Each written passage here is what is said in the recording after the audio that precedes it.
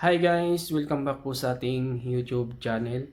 Ngayon naman sa video natin ay i-share ko naman sa inyo kung paano tayo magkaroon ng internet kahit walang kuryente.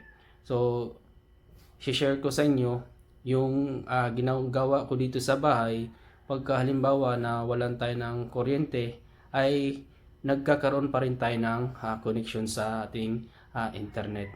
So tara guys, pakita ko sa inyo yung ginagawa ko dito. So tara guys, let's go. Yung router namin. So yan, so mapapansin nyo mayroong power. So gumagana to. At ito naman yung kanyang power supply. So yan, so mayroong ilaw yan. So yan, connection yan dito. Ito yung input niya. So yan. At ito naman yung fiber cable. So yan. So ngayon ay i-share ko sa inyo yung ginagawa ko pagka nawala ng kuryente dito sa bahay o nagkaroon ng brownout. So ang kakailangan nyo lang dito guys para magkaroon ng supply to ay ito guys. So ito unang-una itong power bank. So yan. So ito. So itong power bank. At itong 5 volts to 12 volts USB cable Wi-Fi. So ito guys. So ang gagawin nyo lang dito pagka nawalan to ng kuryente, ang unang gagawin nyo lang dito guys ay hugutin nyo lang to. So yan. So naka-off na yung natin, yung power supply. So wala na siyang kuryente. So ito, tanggalin natin to, yung sasaksakan niya, yung input niya. So yan, tanggal na. So ang natin guys ay itong 5 volts to 12 volts na USB cable. So yan, so palit natin yan dito guys. So para magkaroon ng supply. So yan, nakasaksak na. So ito naman ay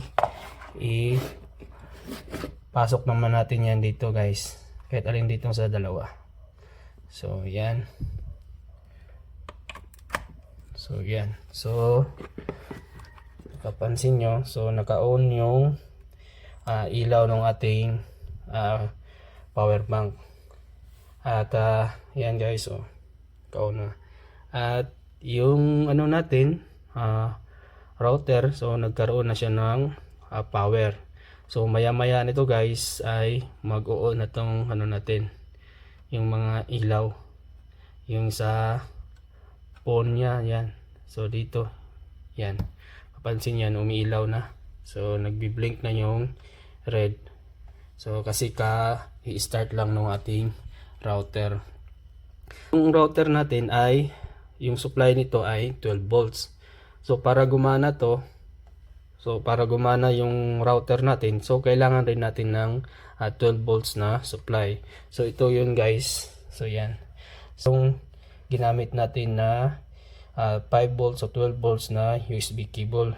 So ibig sabihin pagka nakasaksak to sa ating power bank, so i-convert niya from 5 volts to 12 volts. So merong mag-i-step up yung supply niya dito. So papunta dito sa ating router.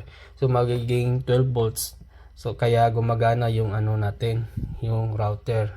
So ganyan lang yung gagawin nyo guys pagka magkaroon ng blackout. So kailangan nyo lang ng power bank at saka yung USB cable na 5 to 12 volts.